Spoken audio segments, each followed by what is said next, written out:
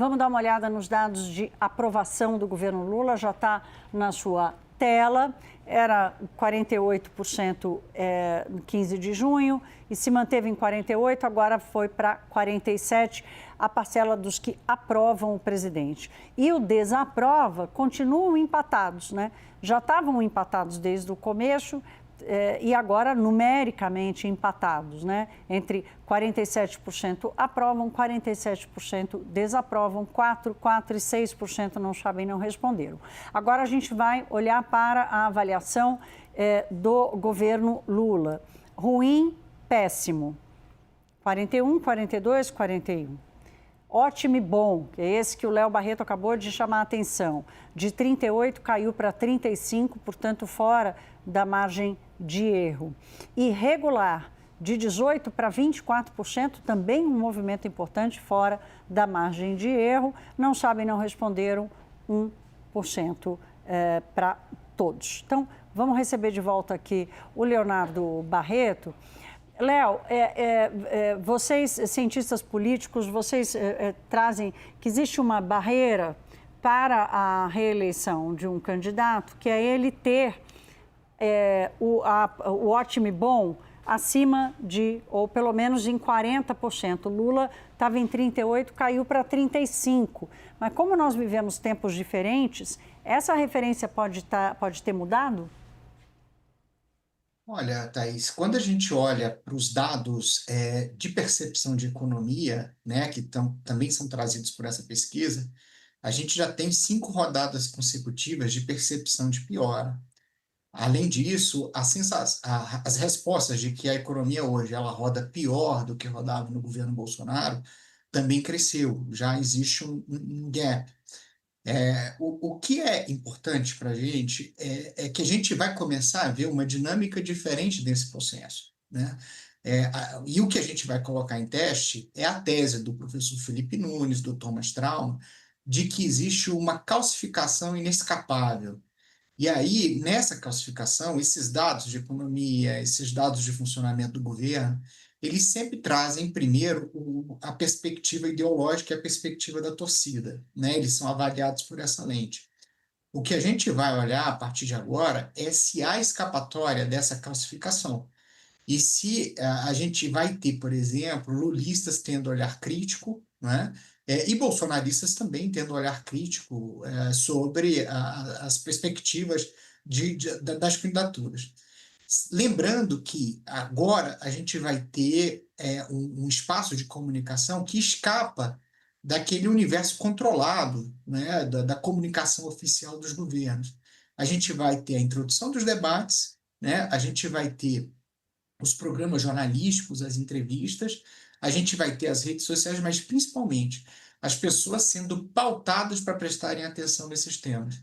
Então a gente viveu aí um período de uma certa calmaria, uma certa estabilidade das pesquisas, e eu tenho a sensação que esse estudo que a gente está analisando agora indica que isso vai começar a mudar e a gente vai perceber, né, algumas movimentações significativas já nos próximos 15, 20 dias.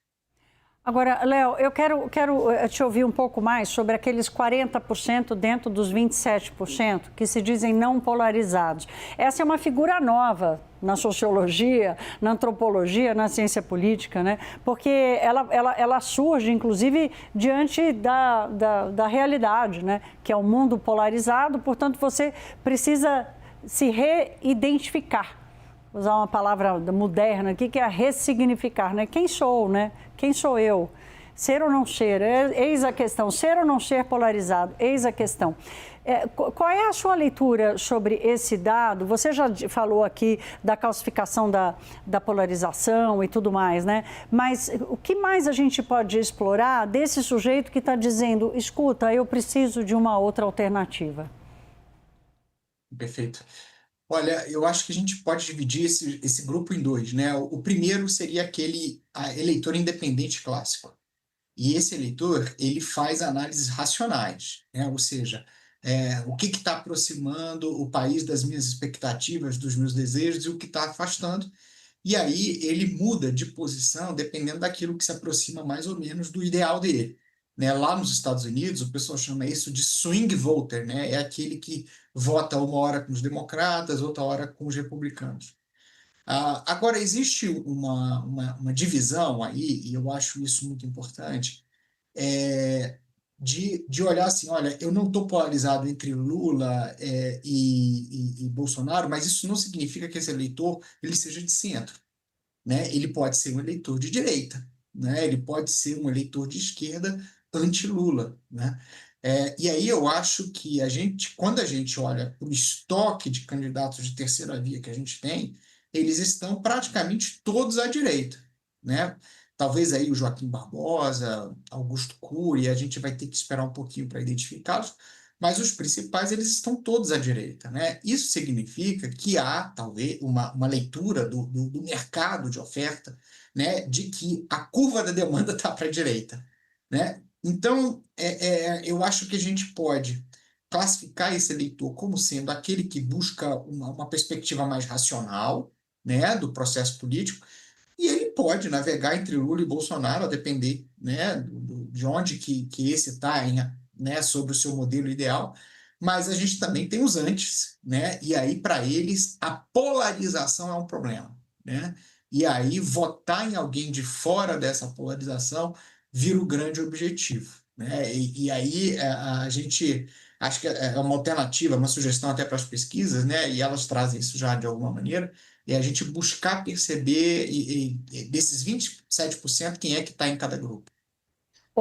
Léo, tem mais duas perguntinhas para você agora nesse finalzinho. Uma delas diz respeito à sustentabilidade dos dois movimentos, tanto do bolsonarismo quanto do lulismo, porque eu me surpreendi com os lulistas convictos e os bolsonaristas convictos. Tudo bem que nós continuamos falando desse 1/3, né? Mas ainda assim eu imaginava que seria um pouco maior.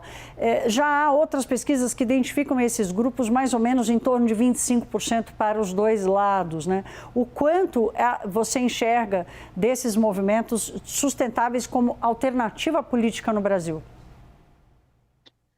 Olha, é mais ou menos por aí mesmo, né? 25% para cada lado, e aí eu acho que a gente vai ter um grupo de simpatizantes que pode ser afetado por propostas ou então pelo mau desempenho do governo em alguma dimensão. Lembrando que essa é uma campanha de reeleição.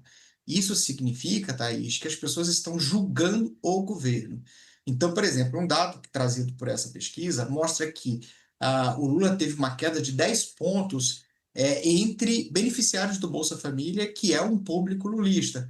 Será que isso está indicando um problema de inflação de alimentos?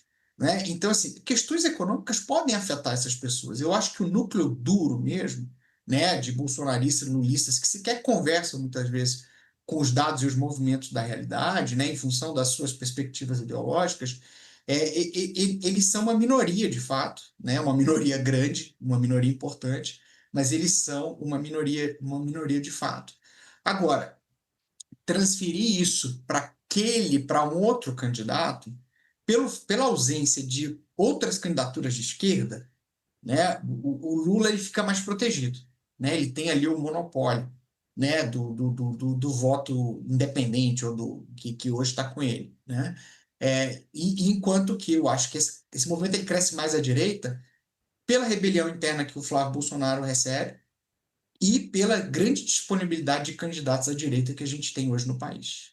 Esse desbalanço também acaba por não oferecer alternativas, né, para o eleitor. E por último, Léo, a gente tem ouvido muito que talvez o fator de maior imprevisibilidade, hoje eu estava conversando com uma fonte no almoço, né, que me chamou a atenção para isso, de como a moral vai atuar na hora que o sujeito se vir diante da urna eletrônica.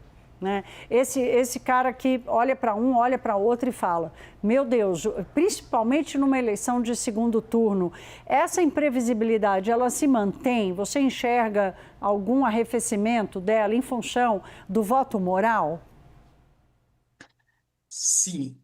Olha, Thaís, eu já fiz um estudo sobre outsiders na América Latina e o cenário que cerca o surgimento dessas figuras não é o cenário de colapso econômico.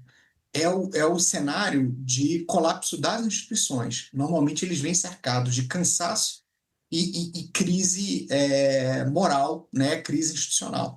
São elementos que hoje estão colocados no Brasil, né? Estão colocados. Agora o que a gente vai ver é se alguém consegue empolgar e transformar esse cansaço em entusiasmo eleitoral. Se não, a gente vai partir para uma campanha de desalento, né? A gente falou aqui de terceiras vias, mas uma opção, né, que a gente tem que considerar também é que muitas pessoas simplesmente decidam sair das eleições.